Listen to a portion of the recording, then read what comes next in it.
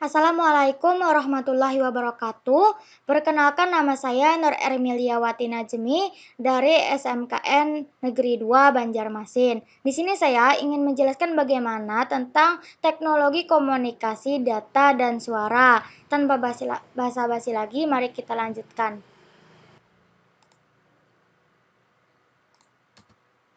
Pengertian isolayer.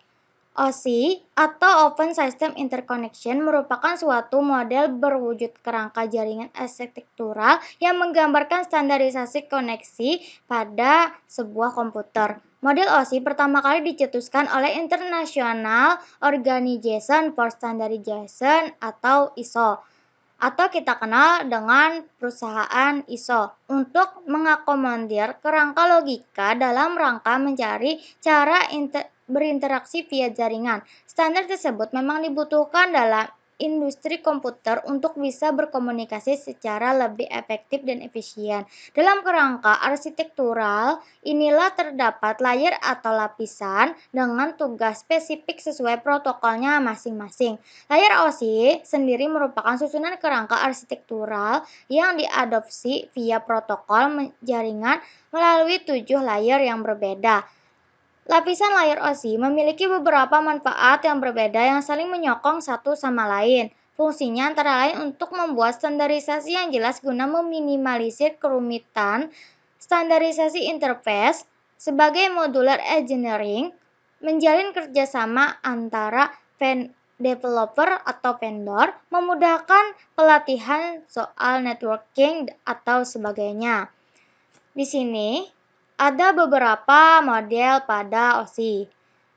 Layer pertama dikenal dengan physical layer, layer kedua dikenal dengan data link layer, dan layer ketiga dikenal dengan network layer, dan layer keempat dikenal dengan transport layer, layer kelima dikenal dengan session layer, layer keenam disebut dengan presentation layer, dan layer ketujuh dikenal dengan application layer.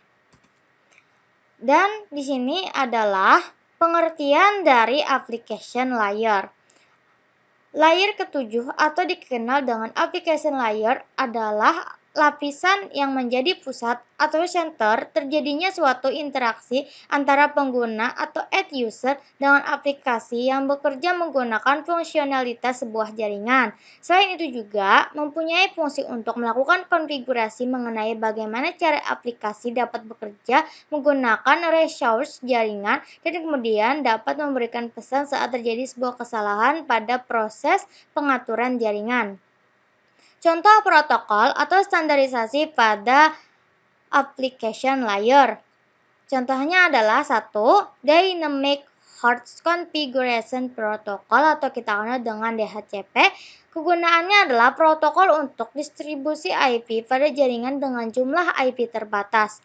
Contoh kedua adalah Domain Name Server atau kita kenal dengan DNS. Kegunaannya adalah basis data berisi nama domain, mesin, dan IP address. Contoh ketiga adalah Simple Mail Transfer Protocol atau kita kenal dengan SMTP. Kegunaannya adalah protokol untuk menukar mail. Layer keenam adalah Presentation Layer. Mempunyai fungsi untuk mentranslasikan format data yang akan ditransmisikan oleh aplikasi melalui jaringan ke dalam format yang dapat ditransmisikan oleh sebuah jaringan. Pada layer ini, data juga akan terekskripsi dan deskripsi melalui sistem. Contoh protokol atau standarisasi pada presentation layer seperti ASCII, ABCDIC, MIDI, MPEG, TIFF, JPEG, FIG, dan QuickTime. Kegunaannya adalah untuk membentuk format kompres paket data JPEG, GIF, HTTPS, dan SSL, dan juga TLS. Layer kelima atau dikenal dengan session layer. Session layer merupakan lapisan yang berfungsi membentuk koneksi, kemudian memutuskannya ketika seluruh data telah terkirim, dan dapat juga mengasosiasikan setiap komunikasi antar layer sebelum dan setelah session. Contoh standarisasi atau protokol pada session layer adalah Contoh pertama adalah Network Basic Input Output System atau kita kenal dengan NetBIOS. Kegunaannya adalah BIOS jaringan standar. Contoh kedua adalah Remote Procedure Call atau kita kenal dengan RPIC. Kegunaannya adalah prosedur pemanggilan jarak jauh. Dan contoh ketiga adalah SQL dan NetBIOS dan Equindoors adalah kegunaan protokol untuk basis data mesin IBM dan pengaturan GUI OS berbasis Unix.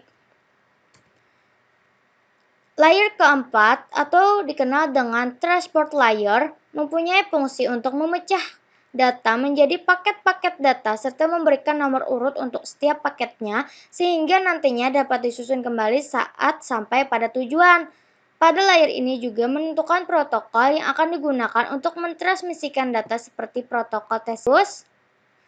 Protokol tersebut akan mengirimkan paket data sekaligus memastikan bahwa setiap paket telah diterima dengan sukses dan tepat sasaran. Selain itu, juga dapat mentransmisikan ulang terhadap paket yang hilang atau rusak ketika proses pengiriman. Contoh protokol atau standarisasi pada transport layer adalah contoh pertama, Transmission Control Protocol atau kita kenal TCP. Kegunaannya adalah protokol pertukaran data berorientasi atau connection orient. Contoh kedua adalah User Datagram Protocol atau kita kenal dengan UDP. Kegunaannya adalah protokol pertukaran data non-orientasi atau connectionless.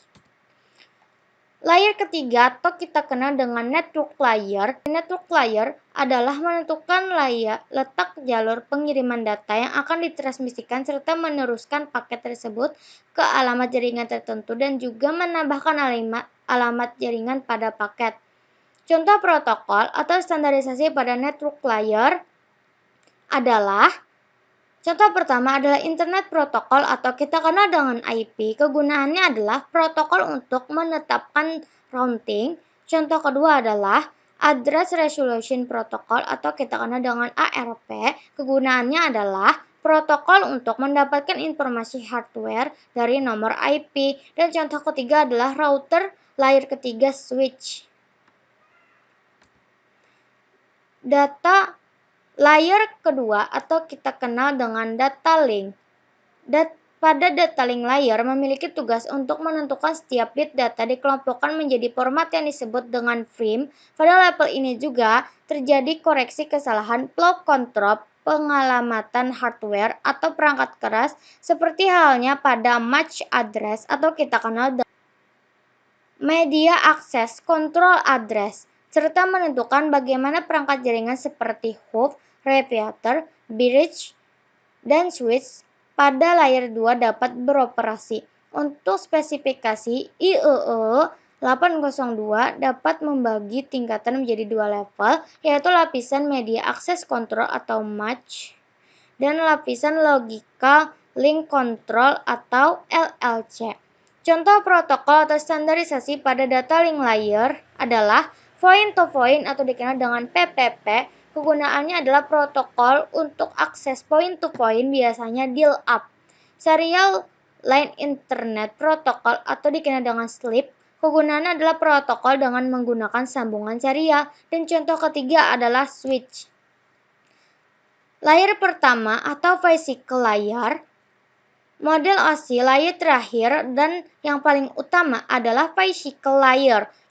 Fungsinya adalah untuk mendefinisikan media transmisi jaringan, sinkronisasi bit, metode pensinyalan, serta membangun arsitektur jaringan seperti pengkabelan dan topologi jaringan. Pada tahapan atau level ini juga mendefinisikan mengenai bagaimana sebuah NIC atau Network Interface Card dapat berinteraksi secara langsung dengan media kabel atau perangkat radio untuk setiap pengiriman data melalui setiap layer dapat dianalogikan seperti Anda mengirim surat. Contoh protokol pada physical layer adalah contoh pertama seperti Ethernet, VDDI, ISDN ATM 10 batch T, 100 batch TX, dan V.35X.3121. Kegunaannya adalah contoh bentuk standar penggunaan media transmisi yang berpengaruh terhadap besaran data dan kecepatan transmisi data. Contoh kedua adalah hub, NIC, dan kabel. ROIP termasuk dalam teknologi komunikasi suara. ROIP atau dikenal dengan Radio over Internet Protocol. ROIP adalah sebuah teknologi sistem radio yang menggunakan standar Voice over IP atau VoIP dan bekerja melalui perangkat lunak maupun keras. ROIP memungkinkan adanya multikomunikasi dengan banyaknya frekuensi serta terhubung dengan perangkat komunikasi. Protokol penunjangnya adalah base station adalah perangkat radio pusat yang berada di stasiun kontrol dengan sisi pelanggan yang bekerja pada sistem digital EdgeNet cordless telecommunication. Pada ROIP, base station merupakan protokol penting sebagai jembatan antar pengguna dengan IP gateway. IP gateway perangkat yang dapat mengkonversikan data ke dalam protokol internet mengacu pada suara diubah menjadi IP atau perangkat yang mengkonversikan suara digital ke dalam paket IP. Dan IP interface merupakan antarmuka yang menjadi titik alamat setiap perangkat dengan mengacu pada sistem pengelamatan atau IP address melalui standar protokol IP. Repeater berfungsi untuk memperpanjang rentang jaringan dengan cara memperkuat isyarat elektronis pemasangan repeater pada setiap 2,5 km. Membuat LAN yang menggunakan Ethernet rentang jaringan yang dapat diperpanjang hingga 20 km.